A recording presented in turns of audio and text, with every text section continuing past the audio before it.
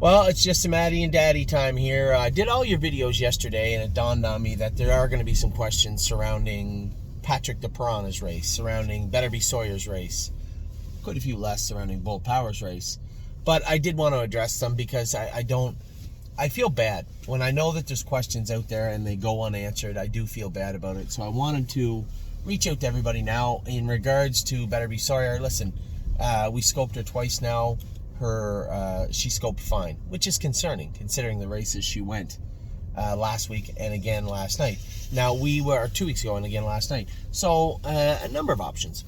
We'll draw her blood before we jump to any conclusions on Better Be Sawyer. We're going to draw her blood to see if there's anything in there, any anomalies. You may recall the video I did this week about how I was kind of down on the way Confederate Cruiser qualified. I thought it was rather ordinary. And then, lo and behold, we come to find out that the horse was quite a bit tied up. Quite tied up on qualifying day, which is a pretty big mile, considering how high his AST was. It's a terrible parking job. So before I say anything about Better Be Sawyer, how she raced, I want to get a look at her blood. Now, assuming her blood doesn't show anything anomalous, I think at that point it's not jumping to a conclusion to say that she's maybe just an ordinary filly that is a trip horse, right? Can't leave hard with her, can't use her twice, can't overextend her. Just give me 1 second. I'm just finishing the mile, babe, okay? Just finishing the video, okay? Just 1 sec. Thank you.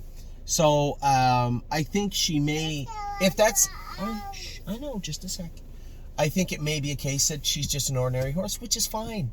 Put her in where she can win, drive her accordingly, race her accordingly, and at some point move her on.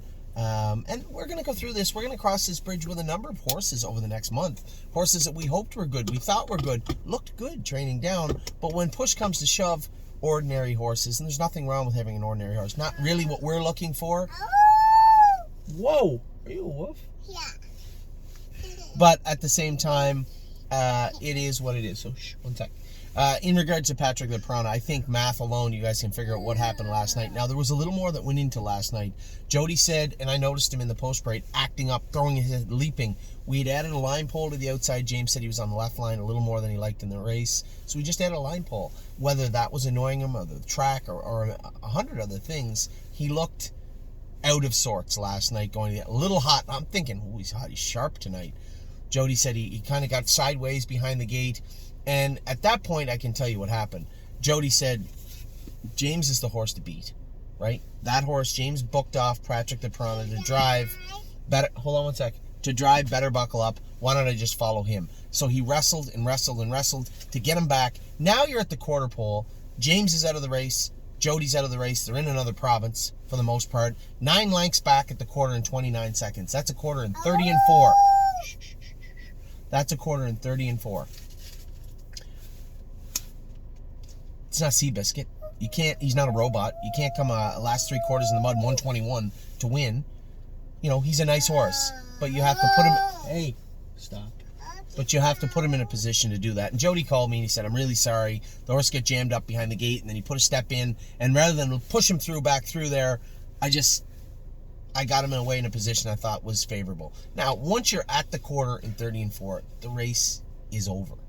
Right? It's over. You can't be at the quarter in 30 and 4 in the backup class where they're going to go in 54 in the mud. We're not a horse that I saw anyway. I watched 5 or 6 races last night. We're not a horse closed from off the pace for the most part. I think James knifed through the inside to win one, but I don't remember seeing anybody close from way back to win. Maybe there was, I don't know. But every race I watched, it was up front or first over. Those were the horses that won the races last night. Certainly not horses that were 16 lengths back at the half. So that's unfortunate. It happens. It happened.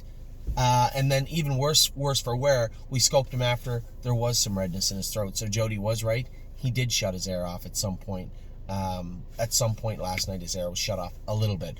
Now, when horses that are that fast, when you're talking about horses that are that quick on their feet, when you cut their oxygen off a little bit, when you shut them off a little bit and choke them a little bit, they don't have it on the end. So even when he came out of the last turn and I'm saying, if the front end weakens, he might get there, he didn't have that bounce in his step on the end of it because he had his air shut off. So a bad night for Patrick DePiranha, not for the horse. And as I said, it's easy for me to say, oh, Jody drove him terrible. Listen, Jody's a great driver. He's driven hundreds and hundreds and hundreds of horses in this types of situations in his life. Certainly not Jody's fault, but ended up a bad race for Patrick the Piranha. Easy, baby. It happens.